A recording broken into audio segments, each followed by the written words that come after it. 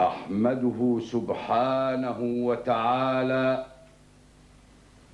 وأصلي وأسلم على رسوله الأمين وعلى آله وصحبه ومن تبعهم بإحسان إلى يوم الدين، وبعد.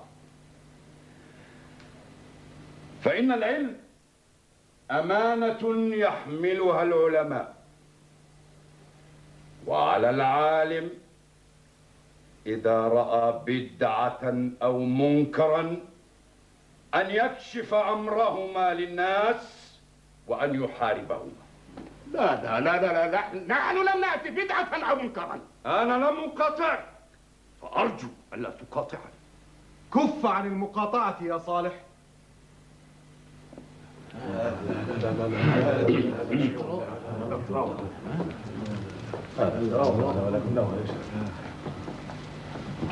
كان السلف الصالح رضوان الله عليهم يتعبدون ويذكرون الله في خشوع وسكينة ووقار،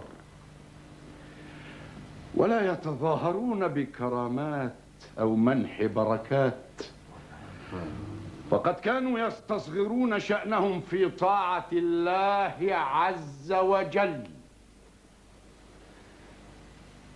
كما أن السلف الصالح رضوان الله عليهم لم يقبلوا درهما واحدا من أحد، فقد كانوا يرتزقون بكسب أيديهم، ولم يكونوا مثل أغلب الصوفية اليوم الذين صار لهم عند أتباعهم أعطيات أشبه بالإتاوات، حتى أصبح التصوف كأنه حرفة فرغوا أنفسهم لها،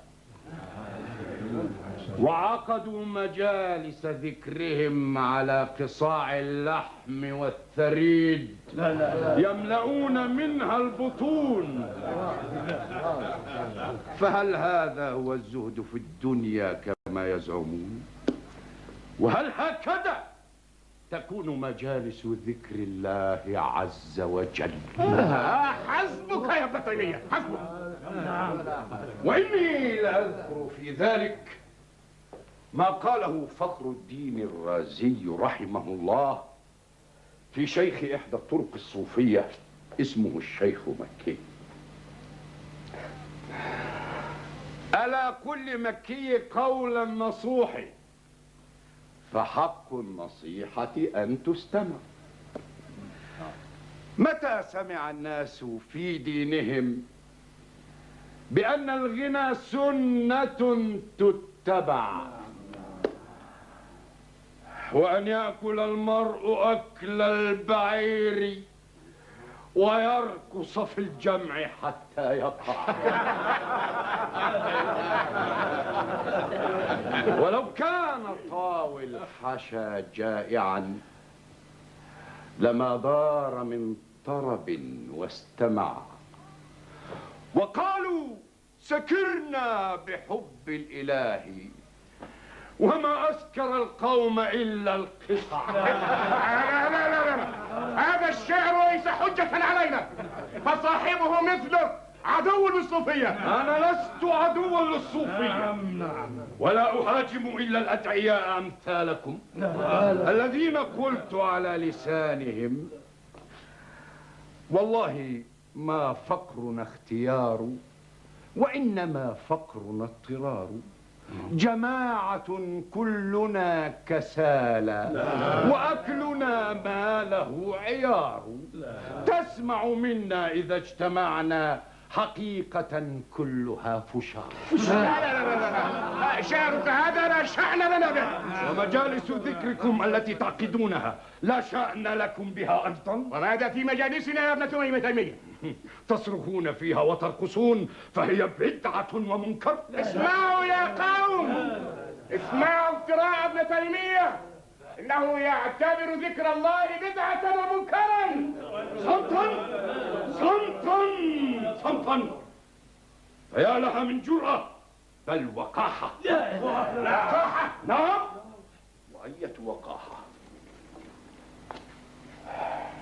كيف تجرؤون على أن تذكروا اسم الله تعالى بصرخات وشهقات وفي تطويح وتشويح بأجسامكم وأيديكم وكأنكم ترقصون؟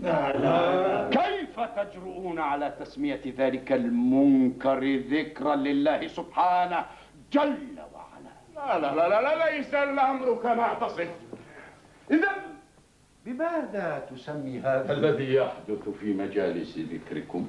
يا ابن تيمية يا ابن تيمية، كيف تذكرون اسما تخشع له السماوات والأرض بهذه الصورة المنكرة؟ كيف تذكرون الله تعالى وأنتم ترقصون على غناء ودف وطبل؟ أما علمتم يا قوم أن اتخاذ الرقص والتصفيق والغناء والضرب على الدفوف والنفخ في الشبابات والاجتماع على ذلك دينا وطريقا إلى الله تعالى ليس من الإسلام في شيء، وليس مما شرعه النبي صلى الله عليه وسلم ولا أحد من خلفائه، ولا استحسن ذلك أحد من أئمة المسلمين، بل لقد ابتدع في الإسلام ابتداعا بعد القرون الثلاثة الأولى. ولهذا فقد قال الشافعي رضي الله عنه لما رأى ذلك: خلفت ببغداد شيئا أحدثته الزنادقة. زنادقة؟ ألم تستمع يا صالح أنت ومن على شاكلتك إلى قوله تعالى: ألم يأن للذين آمنوا أن تخشع قلوبهم لذكر الله وما نزل من الحق؟ صدق الله العظيم.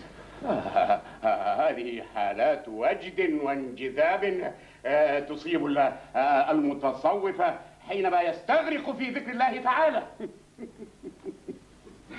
وهل يؤدي الاستغراق في ذكر الله تعالى إلى صياح وصراخ ورقص؟ حاشا لله. حين يذكر المرء اسم الله يستحضر هيبته وجلاله وعزته وقدسيته، فيخشع كل شيء في من يذكر اسمه تعالى. يخشع قلبه، يخشع صوته، تخشع أعضاؤه كلها. وكلما ازداد المرء استغراقا في ذكر الله تعالى ازداد خشوعا. صدقت والله يا شيخنا. هو الحق يا شيخنا. بورك فيك. سأذكر لكم ما أمر به الله تعالى في شأن ذكره، حيث يقول: واذكر ربك في نفسك تضرعا وخيفة ودون الجهر من القول. فانظروا إلى قوله تعالى: واذكر ربك في نفسك، في نفسك، ويقول تضرعا وخيفة. فهل هذا الذي نسمعه ونراه من هؤلاء المدعين كذلك؟ حاشا لله، حاشا لله. ثم انظروا معي إلى الآية الكريمة وهي تحدد مدى الارتفاع بالصوت في ذكره تعالى، حيث يقول: ودون الجهر من القول. ودون الجهر، ودون الجهر. فهل صيحات هؤلاء وصرخاتهم دون الجهر من القول؟ بل ليتها كانت جهرا فحسب. لقد ارتفع الجهر حتى صار زعيقا وتلوى وتثنى حتى صار شهيقا. حاشا لله، حاشا لله. هذا هو دليلي من كتاب الله الكريم. أما دليلي من السنة الشريفة فهو ما رواه أبو موسى الأشعري رضي الله عنه قال: أخذ النبي صلى الله عليه وسلم بثنية فعلى عليها رجل ونادى فرفع صوته وقال: لا إله إلا الله والله أكبر. فقال رسول الله صلى الله عليه وسلم: إنكم لا تدعون أصم ولا غائبا. صدق رسول الله. ثم ما هذه الحيل والشعوذة كدخولكم في النار وغير ذلك؟ هذه كرامة، هذه كرامة خصنا الله بها، وأنا على استعداد أن أشعل نارا وأدخل فيها أمامكم ثم أخرج منها دون أن أحترق، أخرج سليما دون أن يمسني أي سوء. وافق على شرط. ما هو؟ أن تدخل إلى الحمام قبل دخولك في النار، فتغسل بدنك وتدلكه بالخل والماء الحار لتزيل ما دهنت به جسمك من دهان تصنعونه من دهن الضفادع وقشر النارنج وحجر الطلق وغير ذلك. معذرة. يا قوم، إذن فهذه حيل وشعوذة. إياكم أن ترتكبوا هذه المنكرات التي عرض لها شيخنا ابن تيمية